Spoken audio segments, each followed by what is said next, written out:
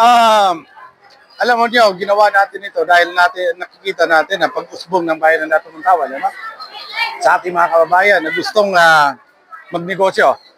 So nakikita natin na sa mga gilid lang sila ng highway at kahit papaano ginawa natin ng paraan na magkaroon tayo ng building na pwedeng mapag-negosyuhan ng ating mga kababayan dito. Dahil alam mo natin sa batas ay bawal naman talaga yung magpakalat-kalat ka lang kung saan. Dapat may may area talaga para sa mga pamilyang bayan. So, Mayor, Libre sila na walang babayaran taxes sa ating munisipyo at wala silang bayad sa business permit dahil ako na yung magbabayad doon. Para naman may mapag-umpisahan sila. May nagbigay tayo ng kapital sa ating mga vendors na nag-abil doon sa ating panawagan. Nagbigay tayo ng 5,000 each.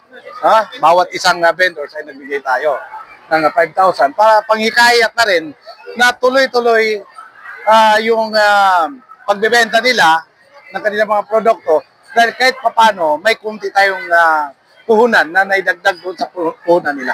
dito na pong location ng ating public market. Dito yung location ng ating public market, pero nagsubmit na rin tayo kay Chief Minister ng karagdagan building ng public market building sa bayan ng Dato Montalban. So hinintay natin kung aprobahan yun ng ating Chief Minister ay mas lalo pa natin mapaganda ang bayan ng Dato Montalban. Siguro, Mayor, ito na po yung budget na mas progresibong Montalban po dahil po nandito po palengke. Ano pa po ang inaasahan po maliban po sa palengke? May income pa po ba ng mga infrastructure, katulad mga terminal po? Dito sa atin mayroon na tayong bagsakan ng tobacco, may building na yan. Mayroon na rin tayong terminal dito, yung doon sa malapit sa police station. So ang inaasahan natin dito, ma-aprobahan yung sabi ko sa inyo na panawagan at binigay natin na resolution sa ating mahal na Chief Minister kay Chief Minister Makakuha na mabigyan tayo ng public market building dito dahil nakikita natin ang dami nating vendors. Dito pa lang yan sa ating bayan, sa Dato Montalban.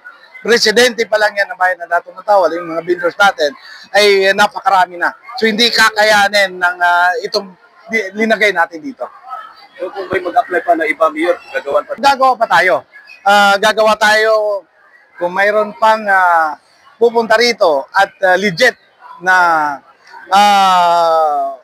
may pangbenta para sa ating mga kababayan. Maliban sa magbigay pa tayo ng ganito, bigay tayo uli ng dagdag tayo sa kahit konting puhunan lang. Siguro pagka next tourist spot na siguro mga target natin. Kahapon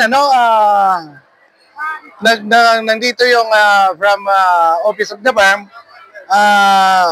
nagpunta sila sa Barangay Bulot para tiningnan nila yung bird sanctuary natin doon. So siguro dahan-dahan may kayat na natin ang ibang lugar na puntahan yung ating mga tourist spot dito.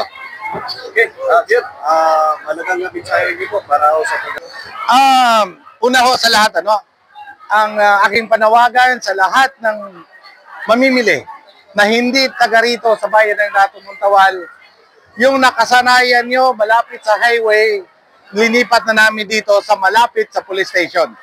So kung sino man nang dumadaan doon sa pamilyan bayan dito, dumadaan ng mga gulay, isda, so nalipat na dito sa malapit sa may police station. So dito na kayo pupunta, baka malito kayo kung saan kayo pupunta at dito na ninyo pupuntahan sa malapit sa may police station. So ang panawagan ko sa aking mga kababayan, suportahan ninyo ang programa ng LGU ng Dato Montalban dahil hindi ito para sa akin, hindi para kay Mayor, kung hindi para sa inyong lahat ito. Maraming salamat.